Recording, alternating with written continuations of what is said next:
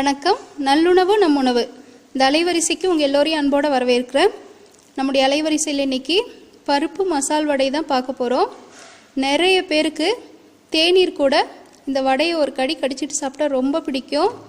அதை எப்படி சுவையாக பார்க்கவே அழகாக இருக்கிற இந்த வடையை எப்படி வீட்டிலையே செய்யறதுன்னு இந்த காணொலியில் போயிட்டு பார்க்குறதுக்கு முன்னாடி என்னுடைய அலைவரிசைக்கு நீங்கள் புதியவராக இருந்தீங்கன்னா எனக்காக கொஞ்சம் கீழே உள்ள சப்ஸ்கிரைப் மற்றும் மணியை மறக்காமல் அழுத்திடுங்க.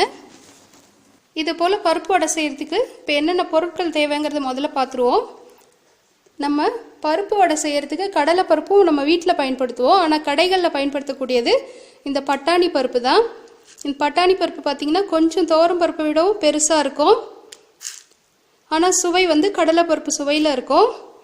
இதை தான் கடைகளில் பயன்படுத்துகிறாங்க. ஒரு சில ஊரில் இதுக்கு பற்றி பருப்பு, வடை பருப்பு அப்படின்னு சொல்லி பேர். எல்லா மளிகை கடையிலுமே இது கிடைக்கும். இது 1/4 கிலோ எடுத்து இந்த மாதிரி ஊற வச்சு வச்சுருக்கிறேன். உப்பு தேவையான அளவு, பெருங்காயப்பொடி கொஞ்சமாக, அடுத்ததாக ஒரு பெரிய வெங்காயம் எடுத்து இந்த மாதிரி பொடியாக நறுக்கி எடுத்து வச்சுருக்கிறேன். கொஞ்சமாக கொத்தமல்லி, கருவேப்பிலை, பச்சை மிளகாய், புதினா ஒரு 10 தழை, இது எல்லாத்தையுமே இதை மாதிரி பொடியாக நறுக்கி எடுத்துக்கணும். 1 இன்ச் அளவுக்குள்ள இஞ்சி, 1 தேக்கரண்டி பெருஞ்சீரகம், 2 வரமிளகாய், கொஞ்சமாக மஞ்சள் பொடி. முதல்ல இந்த பருப்பை ஒரு 2லேருந்து 3 மணி நேரம் அளவுக்கு ஊற வச்சுக்கோங்க.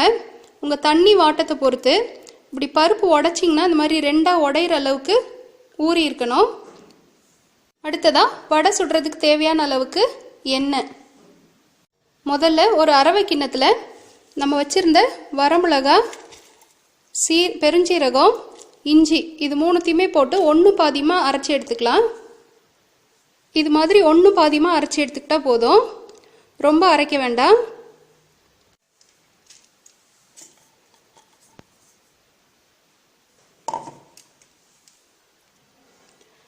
இந்த பருப்பில் இருந்த தண்ணி மொத்தத்தையும் இந்த மாதிரி வடிச்சிடணும். சுத்தமாக தண்ணியே இருக்கக்கூடாது, இந்த மாதிரி நல்லா உதிரியாக இருக்கணும். இப்போ இதிலேருந்து கொஞ்சம் பருப்பு மட்டும் எடுத்து இந்த தட்டில் வச்சுக்கலாம். இது மாதிரி ஒரு பெரிய அரவை கிண்ணம் எடுத்துக்கிட்டு நம்ம எடுத்து வச்சிருக்கிற தண்ணி இல்லாத பருப்பை இது கூட சேர்த்துக்கலாம்.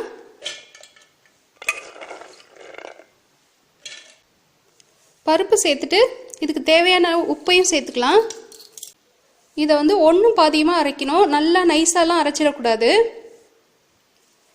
பருப்பை இந்த மாதிரி 1 பாதியமாக அரைச்சி எடுத்துக்கணும். கெட்டியாக தண்ணியே சேர்க்காம இப்படி அரைக்கணும். இப்போ இந்த பருப்பு கூட கொஞ்சமாக பெருங்காய பொடி, நிறைய போட வேண்டாம், லேசாக போட்டால் போதும். அடுத்ததாக நம்ம அரைச்சி வச்சது பருப்பு, வெங்காயத்தை தவிர மற்றது எல்லாத்தையும் இது கூட சேர்த்துடலாம். இப்போ இந்த வெங்காயத்தை மட்டும் இப்படி பிசைஞ்சிங்கன்னா ஒன்றோட ஒன்று ஒட்டிகிட்டு இருக்கிறது எல்லாமே உதிர்ந்து வரும். இந்த மாதிரி வெங்காயத்தை உடச்சி விட்டு சேர்த்தா தான் வடைக்கு எல்லாமே சுவையாக இருக்கும். வெங்காயத்தையும் இது கூட சேர்த்துடலாம்.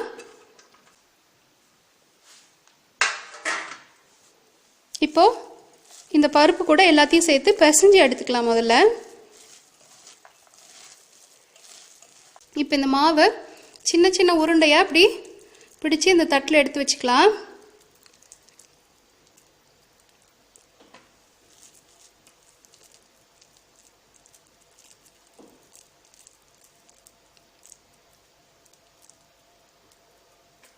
எல்லா மாவையும் இந்த மாதிரி உருண்டை பிடிச்சிக்கணும். எல்லாத்தையுமே இந்த மாதிரி உருண்டை பிடிச்சாச்சு. ஒரு பக்கம் அடுப்பில் சட்டியில் எண்ணெய் காஞ்சிருச்சு. இப்போது ஒரு உருண்டை எடுத்து இப்படி உள்ளங்கையில் வச்சு லேசாக இப்படி தட்டுங்க. நடுவில் நல்ல குண்டாக இருக்கிற மாதிரியும் மற்ற பகுதிகள்லாம் இந்த மாதிரி கொஞ்சம் தட்டையாக இருக்கிற மாதிரியும் தட்டி எடுத்துக்கோங்க. தட்டி எடுத்து எண்ணெயில் போட வேண்டியதான்.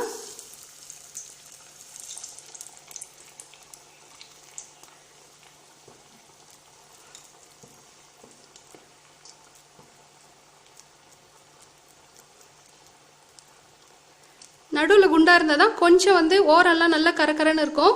கடிக்கிறதுக்கு நடுவில் மெத்து மெத்துன்னு இருக்கும்.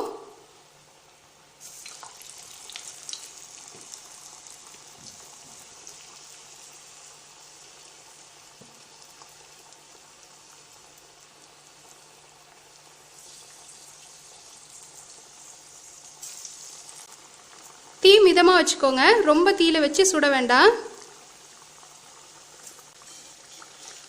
அப்பப்போ மெதுவாக ஒன்றொன்னா திருப்பி விட்டுருங்க.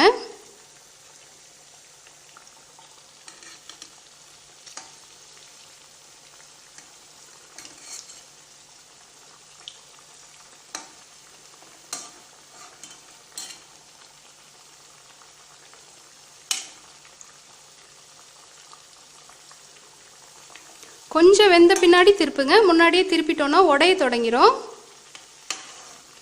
இந்த பருப்பு வடை கொஞ்சம் மெத்து மெத்துன்னு வேணும்னு நினைக்கிறவங்க இதில் லேசாக ஒரே ஒரு சிட்டிகை அளவுக்கு சோடா உப்பும் கூட சேர்த்துக்கலாம்.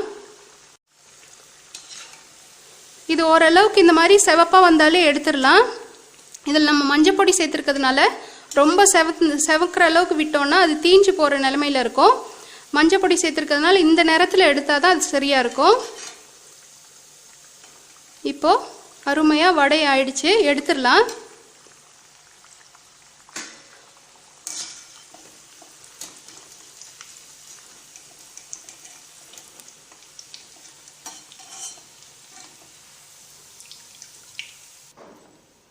மீதி இருக்கிற எல்லா மாவையுமே இதே மாதிரி தட்டி எண்ணெயில் போட்டு சுட்டு எடுத்துடலாம்.